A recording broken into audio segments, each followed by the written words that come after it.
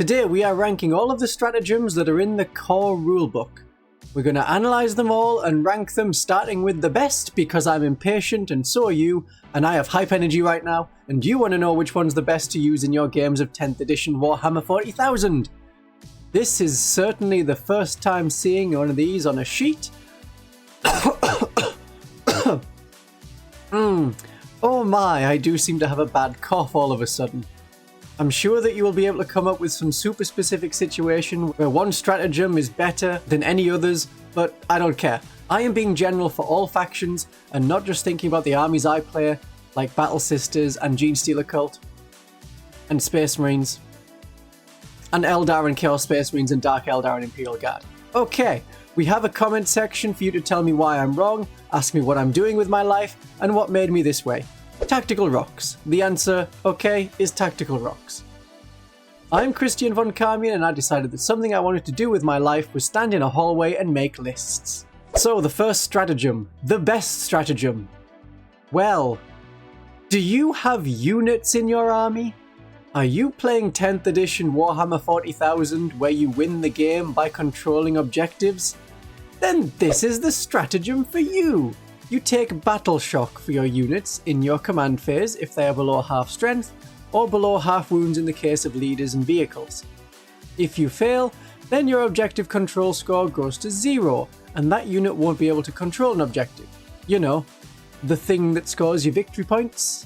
The things that you add up at the end of the game to see who's won the battle? Even Custodes are nowhere near immune, with their leadership now being only slightly better than average. No army has massive resistance to Battle Shock except for Dark Angels and any Space Marine chapters with compatible units that want to go that detachment route. Other than them, no army's immune, unlike in previous editions. But the other side effect of being Battle Shocked is that you cannot use any other stratagem besides Insane Bravery. So naturally, this one comes out on top because you can use it when all other stratagems are not an option. You will fail some of these Battle Shock tests, and it will be on units on an objective, or that you want to move onto an objective during your turn. So it is going to keep being useful.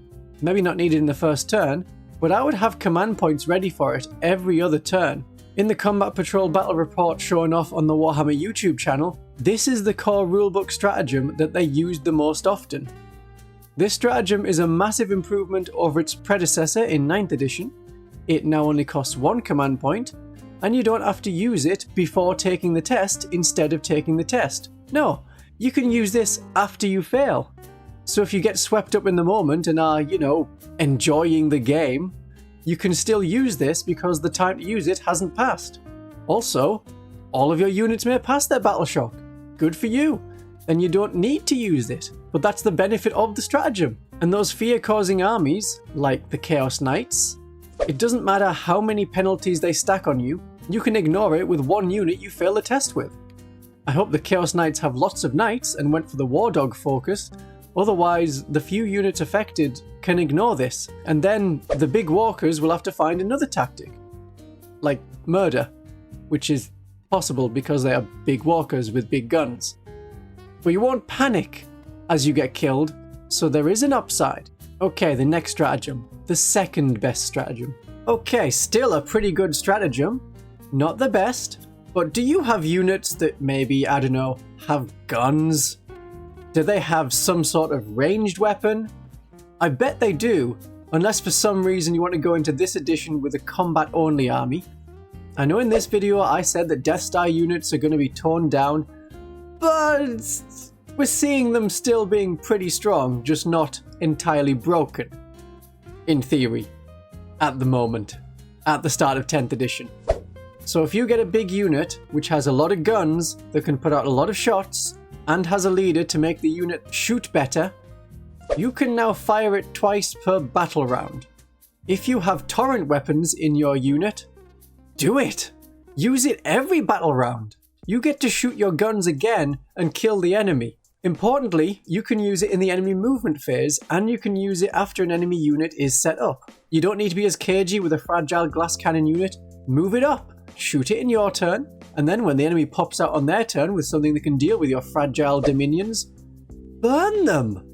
Melt them! If the problem unit is on fire, and their trigger fingers have turned to slag, then you don't need to worry. You can use Overwatch after the enemy unit has moved, advanced, fallen back, or charged. The only time you can't use it is against one unit that has remained stationary. So if your best shooting unit was just tied up in combat and the enemy fell back, you can shoot after the enemy has fallen back and freeing you up. Especially with those flamers and any other torrent weapons you can think of, like, you know, what this creature is just entirely made of. Fire.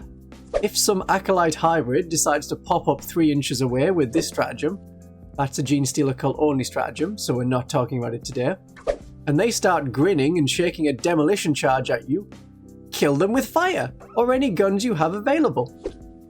In 9th edition, there was a very powerful stratagem called Auspex Scan that the Space Marines had that let them shoot at an enemy that deployed within 12 inches of them. Well, now all armies have something similar, but out to 24 inches. The one drawback is that you only hit on a 6. That stops this being the best stratagem in the book. But torrent weapons, as I say, they automatically hit. If you have a unit with sustained hits, so when they roll a 6 to hit you get even more hits, or they have weapons that can do lethal hits, so you automatically wound when you roll a 6 to hit. And why?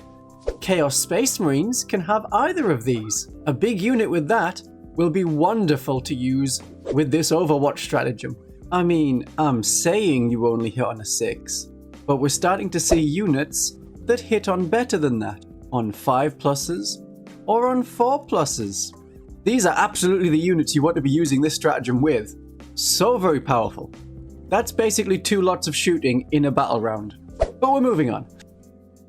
Okay, 3rd stratagem, the command reroll.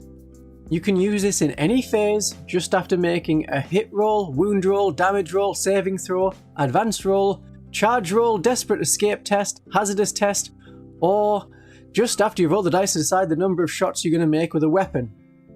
You get to re-roll that test, dice roll or saving throw. This is improved quite a bit over the 9th edition version. You can use it to re-roll those hazardous rolls. So after you've fired a plasma weapon and got a 1 after you've fired all your shots, whoopsie! Well, now you can save a life. Or on your tanks and characters, save 3 mortal wounds.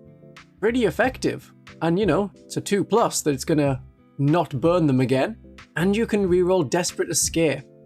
So if you have a tank or a monster that you don't want in combat, or you want to shoot at the unit that is in combat with that monster or vehicle, remember Big Guns Never Tire, page 20? That lets you shoot monsters and vehicles in combat, but you can't shoot a unit in combat with the monster.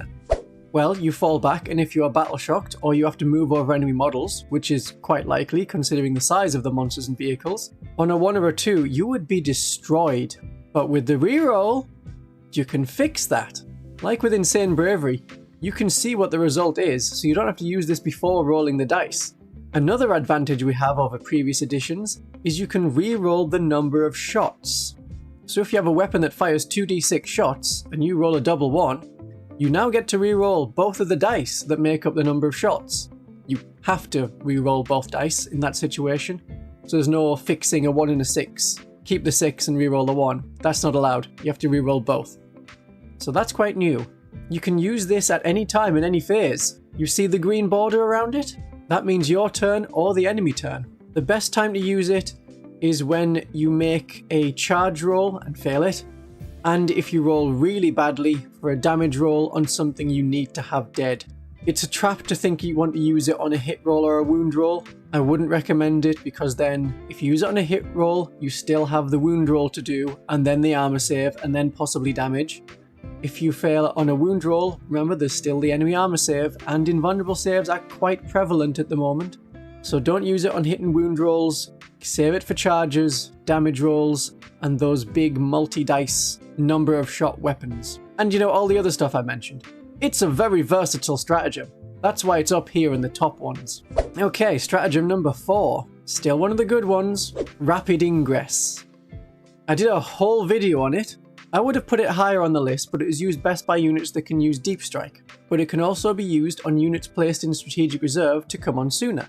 It is great for important charges for units like Death Guard Terminators, and really great for fast units that are coming on from reserve. So you're not just coming onto the board on your turn and that's it, you are zooming around with knowledge of where the enemy is going to be, because you use this at the end of the enemy movement phase.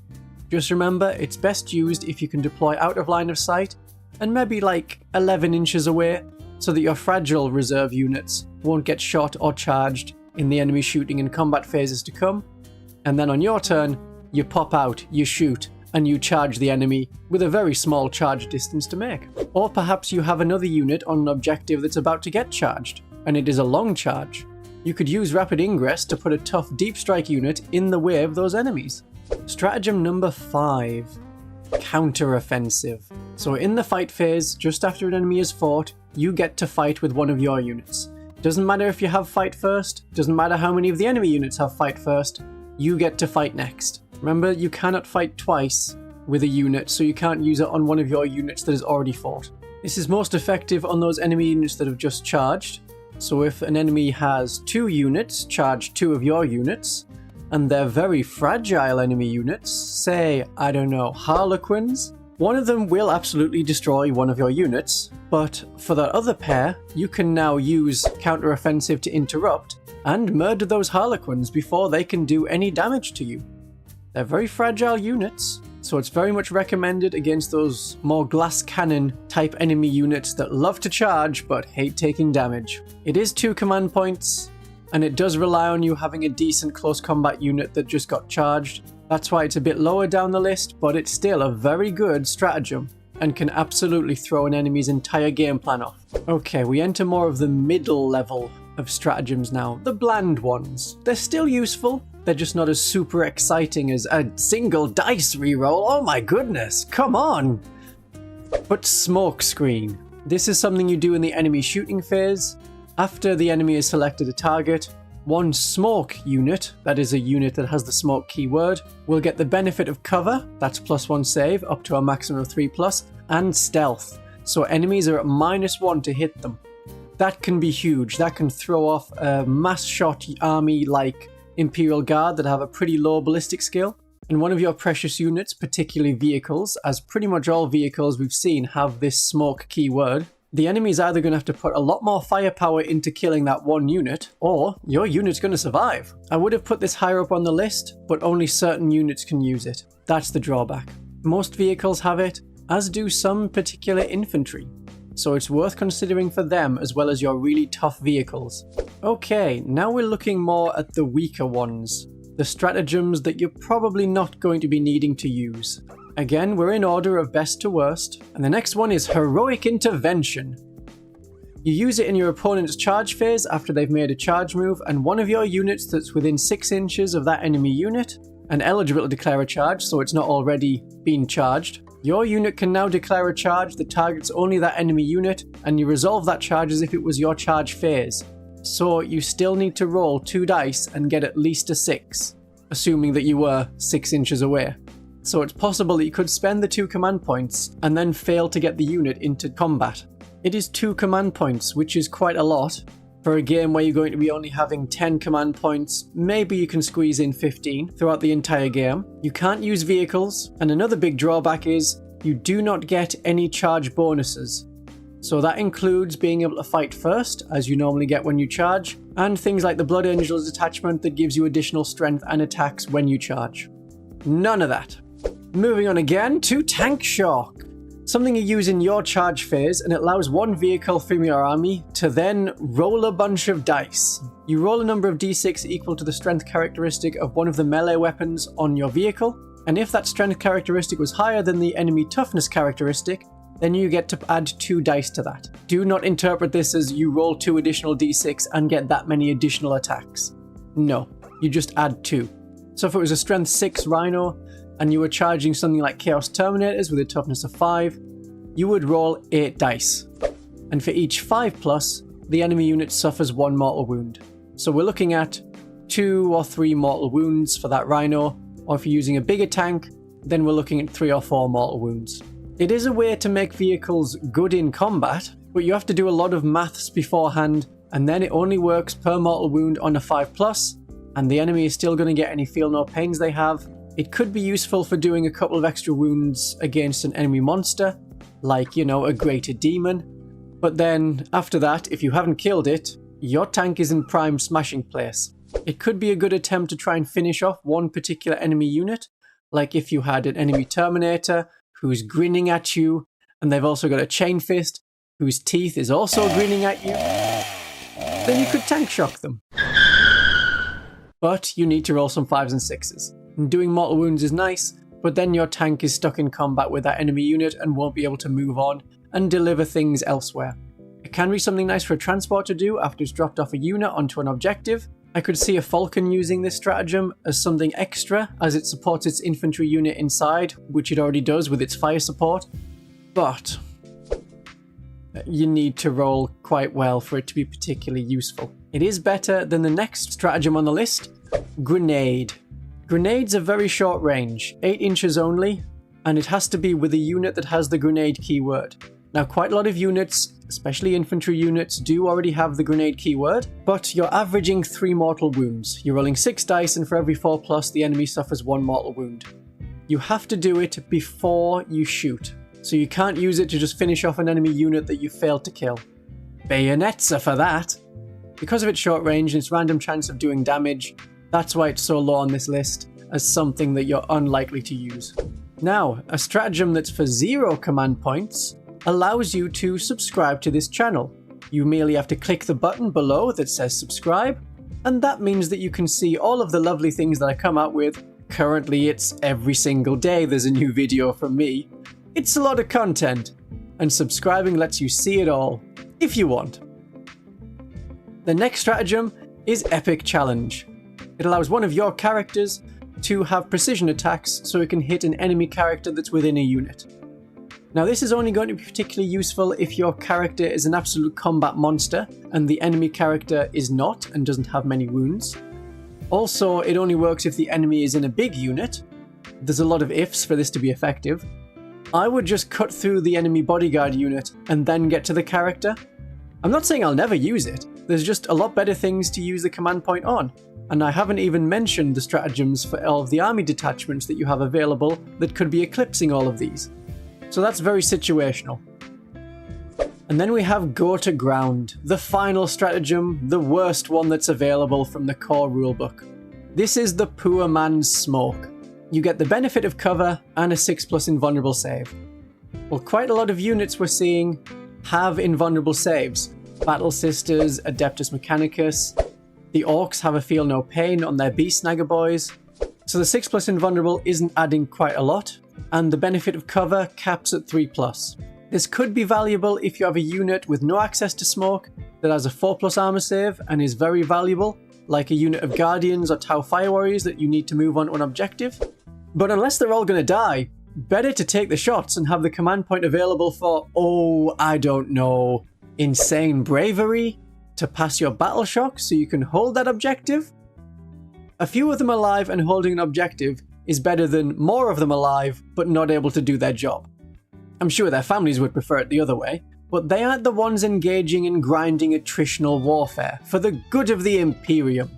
So I wouldn't spend time thinking about this particular stratagem. My darlings and viewers, my viewers and darlings, now you have seen which stratagems are best, which are bland and which are weak.